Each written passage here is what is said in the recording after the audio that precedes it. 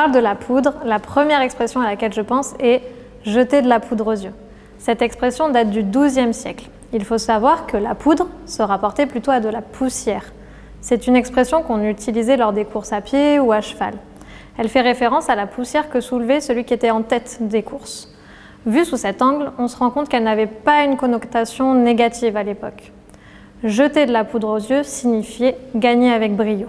Aujourd'hui, on traduirait cette expression par le fait d'en mettre plein la vue à quelqu'un par de fausses apparences. En bref, c'est essayer de paraître meilleur que ce que l'on est réellement.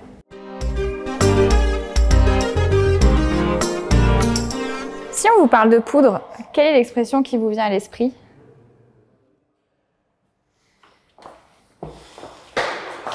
Ah, ils ont pris la poudre d'escampette. Explication. Escampette vient de l'ancien verbe escamper, qui lui-même provient de l'italien scampare, qui dans un registre familier signifiait décamper, prendre la fuite, partir sans dire adieu. La légende militaire raconte que les artilleurs se plaçaient devant les troupes à pied et pour assurer la sécurité des soldats, les réserves de poudre étaient disposées à l'arrière et les hommes étaient chargés de transporter les poudres vers l'avant. Mais lors d'une bataille, quand l'ennemi gagnait du terrain et s'approchait, ces porteurs de poudre allaient donc à la poudrière, mais ne revenaient pas à l'avant du front. Ils décampaient. Une autre hypothèse plus imagée, la poudre ferait référence à la poussière qu'un fuyard soulève derrière lui en courant pour s'échapper. Nous, on a choisi tenir sa poudre sèche. Donc pourquoi? Parce que c'est un côté un petit peu historique en fait. Cette expression, elle vient d'Olivier Cromwell, qui était Lord Protecteur en fait d'Angleterre au XVIIe siècle, et qui, dans ses actions et dans ses parcours de guerre, a mené ses équipes parfois dans des contrées où il fallait traverser des rivières, des fleuves.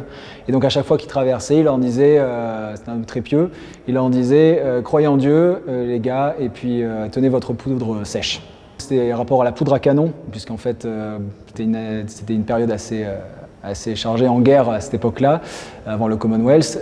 Donc du coup, il disait ça à ses équipes, et nous on s'est dit que c'était assez adapté en fait à l'iris, puisque outre le côté poudre de l'iris qu'on utilise en parfumerie et dont on a discuté auparavant, il faut savoir que l'iris, avant d'être utilisée en parfumerie, elle doit pousser dans un champ pendant 3 ans. Elle doit survivre ces 3 ans-là, donc ce qui n'est pas toujours évident. Et puis après, on doit l'utiliser, c'est-à-dire la récolter, utiliser le rhizome, potentiellement donc l'éplucher ou le tailler, et puis en fait le faire sécher dans des entrepôts, dans des sacs en toile de jute pendant 3 ans. Parce que c'est ça qui permet en fait de développer par une réaction biochimique l'irone qui est à l'intérieur et qui va être en fait ce que l'on recherche dans la parfumerie.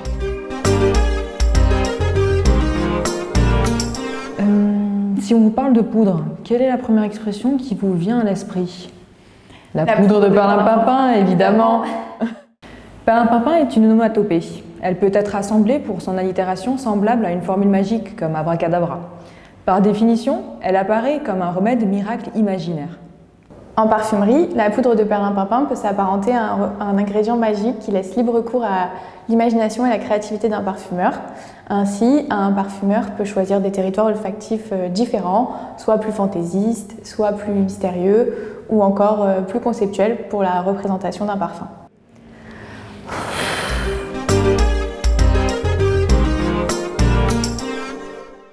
L'expression traînée de poudre me fait penser à la fête, aux couleurs, aux poudres des Holy Run en Inde. Et olfactivement, ça me fait penser à des notes très pétillantes, les notes des agrumes en fait, qui sont très volatiles. Pour moi, l'expression « traînée de poudre » me fait penser à un souvenir, quelque chose qui est passé mais qui reste en tête.